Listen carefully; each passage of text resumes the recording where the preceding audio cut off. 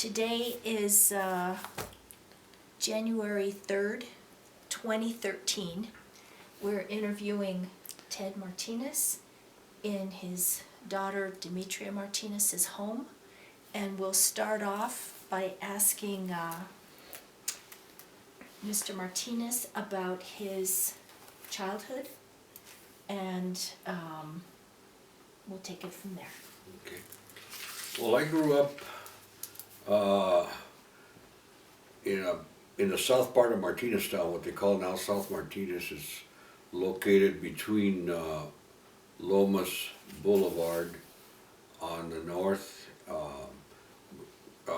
Martin Luther King on the south, Broadway on the west, and the freeway on the east. Of course, when I was growing up, there was nothing but sand hills on the east. There was a huge, today you would call it a green space, but a huge desert area between the University of Martineztown. It was named with sand hills, and then Lomas did not exist. The road to the mountains was through Mountain Road. There was a kind of a small path that could take you from Edith and what is now Lomas up to the university, but it was a very narrow one.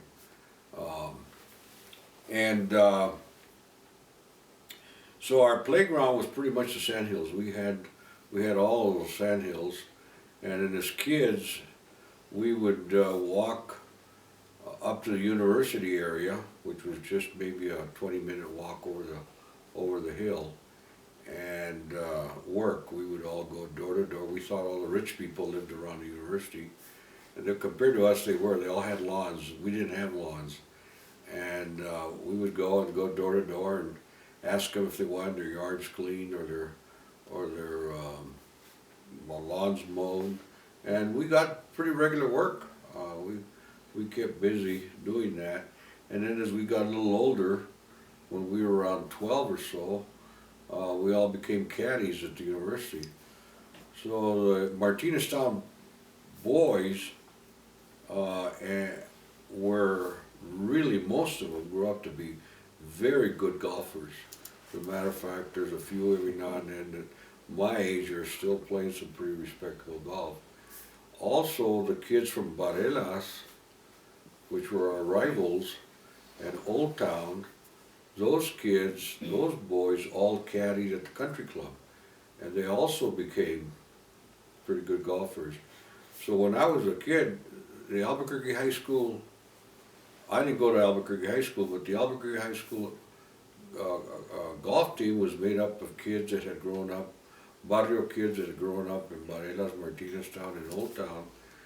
And when they would play Los Alamos, people would think, oh, all the rich kids, that's a rich kids game. We could beat anybody, they could beat anybody in the state. They were that good.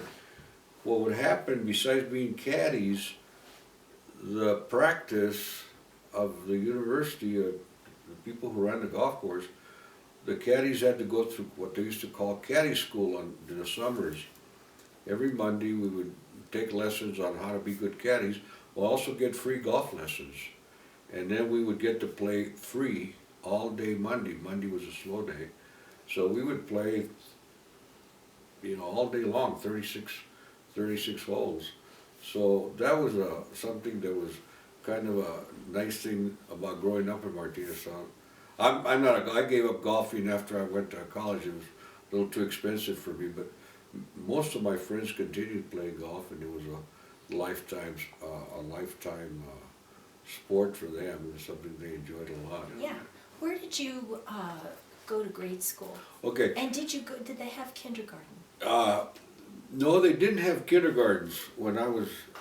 What they had, it was during the war, so what they had was a preschool. They called it preschool, and that was during the Second World War. And the preschool, what they would do is every kid, practically all the Hispanic kids, and that was 99% of us, because just about everybody at Longfellow Elementary School was Hispanic, went to preschool. But in order to go to preschool, you had to be in order for the state to pay for it, you had to be 6 years of age by the 1st of September, or the 1st of January. Well, there were a lot of us that weren't old enough until after January, so we turned 6. So we started school a year late. We were all about a year late in school. And so I wasn't in the first grade till I was actually 7. Well, I turned 7 in March, so I went to the first grade when I was roughly 7.5 years old. But the idea of preschool was supposedly to give us the language skills that we needed. They didn't test you or anything like that. They just, all of Martinez's and Sanchez's and whatever, you know, we all automatically went to preschool. And when I look back, I don't think that was such a bad idea, especially for the boys. Because I think boys develop, you know, they don't develop as rapidly as the girls, and we were always behind. So let's go back a little to Longfellow. You started there when you were 7. You had done the preschool. Yeah. And then what was it called Longfellow? Oh, yeah. Mm-hmm. Okay, so can you talk about your grade school days? Longfellow was one of, let me see, at that time, I think in the Albuquerque area, when I was in grade school, we had more than one school district in the Bernalillo County area. You had the Albuquerque Public Schools, which were called the city schools, and the schools in that were Albuquerque High, and the junior highs that fed to it, Washington, Jefferson, and Lincoln, and then the elementaries that fed into them, which were Longfellow. The ones that fed into Lincoln were Longfellow and Eugene Field and Heights. No, Heights went to Jefferson. Anyway, and then in 1948 they consolidated all the schools in the county into one school district, which was all the schools in what is now Bernalillo County and Corrales, which is part of Sandoval. So all those schools became part of the Albuquerque Public Schools, and the Longfellow kids were almost all the kids that went to Longfellow were from the Martinez town area, which were roughly from about Mountain Road south, and as far south as maybe Lead Street, something like that. Yeah. And so, do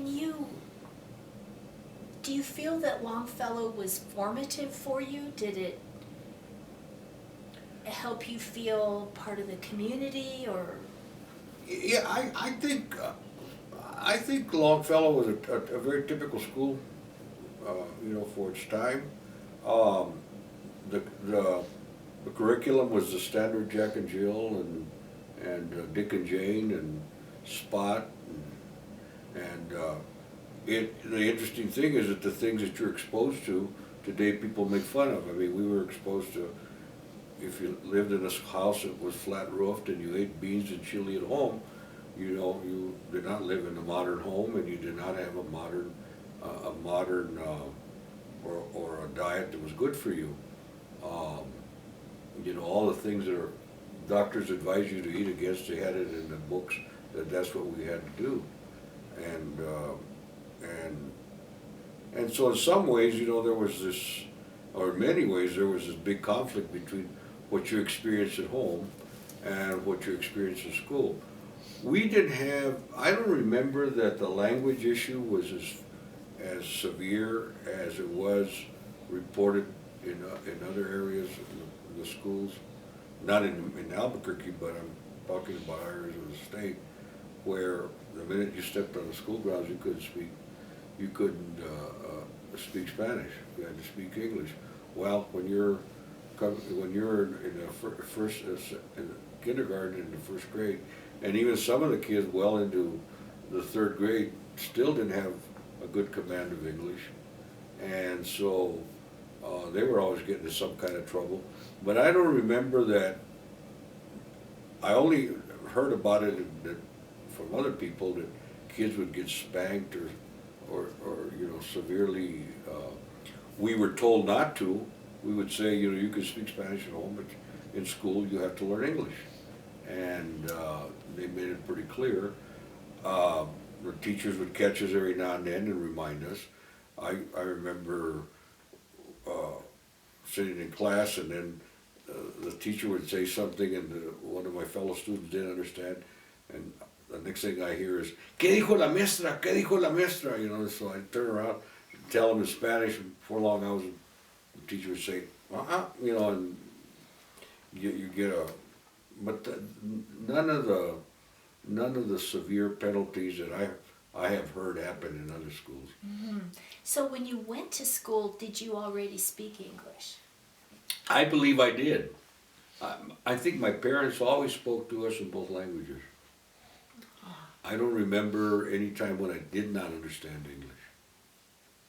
And I would say that was true about maybe 15-20% of the kids in the schools where they already spoke enough English to get along. And we were usually the better students because we had that advantage over the other students who were still trying to catch up.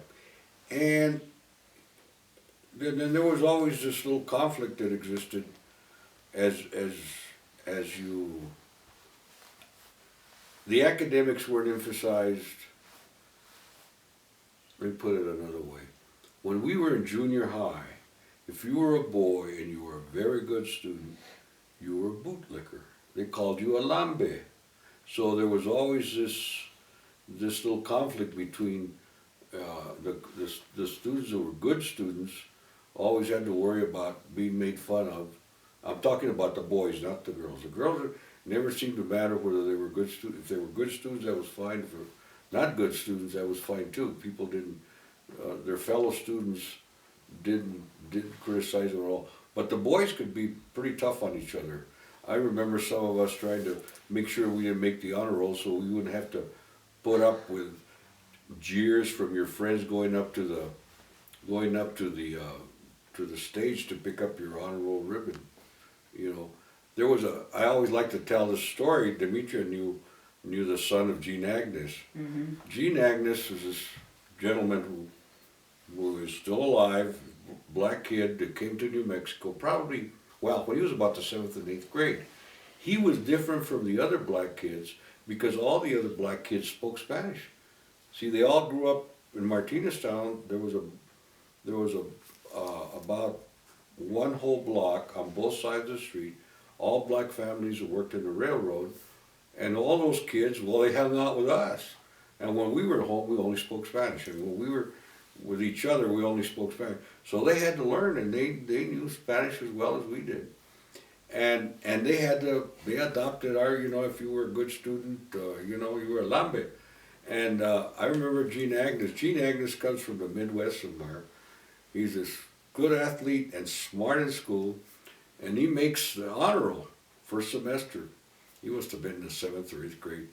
And so we have these assemblies where they're honoring all the kids. Well, the only kids that you saw making the honor roll were the few Hispanics that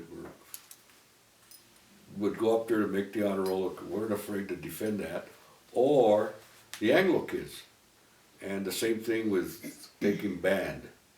Hispanic kids did not take band. They would not play the flute. They would not play these. This was something Anglo kids did. So here comes Gene, and he did all those things. And I remember Gene going up to get his ribbon, and all the black kids, even then, they would isolate themselves. They would sit all together. The black kids, the boys, not the girls. The boys would all sit in one section, and just do what teenagers do. And then Gene's walking up, and Gene Lambe, Gene Lambe. They started hollering at him, Gene didn't have a clue what they were saying to him, because he didn't speak Spanish. He was one of the few that did speak Spanish. There was a follow-up story to the Spanish thing with black kids. There was another black kid by the name of Hudson that was, all his friends were Chicano kids, and so he spoke Spanish all the time. We lost contact after I left El Rito. He graduated from Albuquerque and his family moved. And this is in the late 60s, early 70s. I'm attending some education conference. And who did I see? This guy. He didn't recognize me at first, but I saw the name tag and I recognized him. And so he's, and that was when all the young blacks were wearing fros. He had a big fro, and so I walked up to him. He didn't recognize me at first, and I started speaking to him in Spanish, and he looked at me, and then he started speaking, and these other guys were wondering, and he comes out and hugs me, and we're just carrying on just like we did when we were kids, and these other guys, all these other black friends, colleagues of him, are looking at him, and didn't have a clue that he spoke Spanish. And so afterwards, we met later on, and he said, "Boy," he says, one of them was my boss. He was impressed. he was now a professor at San Diego State, and they didn't. He said, "I never put it down because over there at San Diego State, a lot of Hispanics, and I never thought my Spanish was that good." Well, I think his Spanish was very good, and so that's the other part of growing up. And many of the Anglo kids too that grew up in the neighborhood learned Spanish just being around us.